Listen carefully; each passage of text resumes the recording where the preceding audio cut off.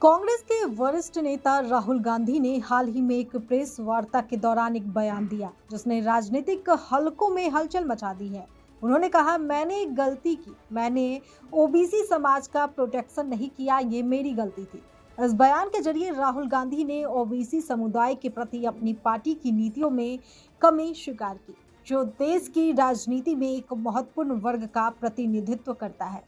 राहुल गांधी का ये बयान ऐसे समय में आया है जब देश में जातिगत समीकरण और सामाजिक न्याय के मुद्दे लगातार चर्चा में हैं। ओबीसी समुदाय, जो भारत की आबादी का एक बड़ा हिस्सा है, हमेशा से राजनीतिक दलों के लिए महत्वपूर्ण रहा है। राहुल गांधी का ये स्वीकारोक्ति भरा बयान कांग्रेस की रणनीति में बदलाव या आत्ममंथन का संकेत हो सकता है। राहुल गांधी के इस बयान पर भारतीय जनता पार्टी ने तीखा हमला बोला है। वहीं आपको बता दें कि इस मामले को लेकर उत्तर प्रदेश सरकार में मंत्री नरेंद्र कश्यप ने इस बयान पर पलटवार करते हुए कहा, अब कांग्रेस को अगले 30 साल कोई नहीं पूछने वाला है। कांग्रेस चाहती तो अपने शासनकाल में ओबीसी समाज का उद्धार कर सकती थी। कश्यप का ये बयान कांग्रेस के लंबे शासनकाल के दौरान ओबीसी समुदाय के लिए ठोस नीतियों के अभाव की ओर इशारा करता है। कांग्रेस का इतिहास देखें तो पार्टी ने अपने शासनकाल में कई सामाजिक कल्याण योजनाएं लागू की थी, लेकिन ओबीसी समुदाय के लिए विशेष नीतियों को लेकर हमेशा सवाल उठते रहे हैं।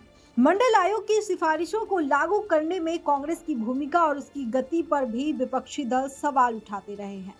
राहुल गांधी और कांग्रेस पार्टी की जातीय जनगणना न कराना ही गलती नहीं है, बल्कि कांग्रेस पार्टी ने पिछड़ों को आरक्षण ना देना बड़ी गलती की। कांग्रेस पार्टी ने पिछड़ों के आरक्षण का विरोध करने की बड़ी गलती की। कांग्रेस पार्टी ने 55 साल सत्ता में रहकर पिछड़ों को सत्ता में हिस्सेदारी ना देकर गलती की।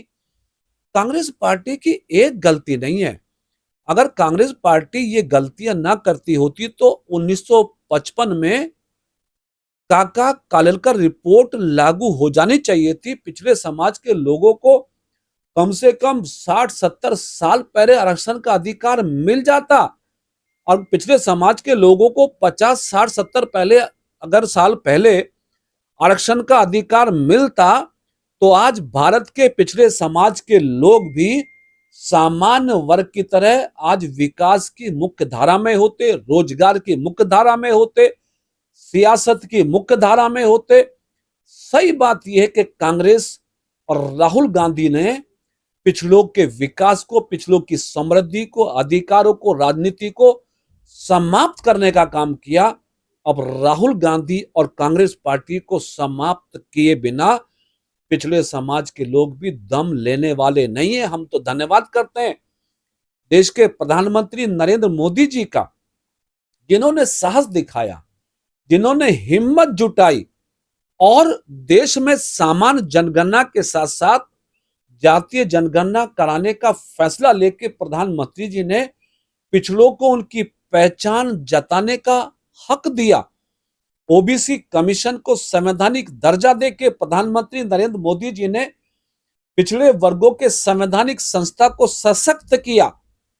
नीट की परीक्षा हो, सैनिक विद्यालय हो या केंद्रीय विद्यालय, इनमें 27% रिजर्वेशन देके पिछड़ों के बच्चों को डॉक्टर आगे पढ़ने का अवसर मोदी जी ने दिया। अगर यही काम कांग्रेस पार्टी 1952 से कर लिए होती तो आज पिछड़े समाज के लोगों को लाचार नहीं होना होता, गरीब नहीं होना होता, मजबूर नहीं होना होता।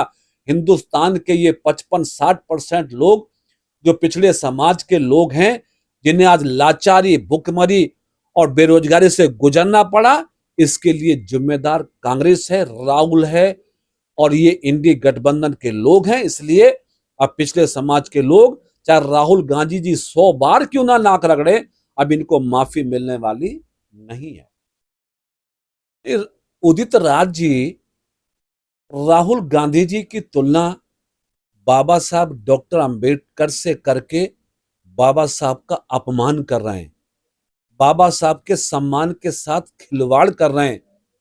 उदित राज जी को याद रखना होगा कि यही कांग्रेस पार्टी है जिस पार्टी ने बाबा साहब डॉक्टर अंबेडकर को 1951-1952 में पहला पार्लियामेंट का चुनाव हरा के उनकी सियासत को दफन करने की कोशिश की थी।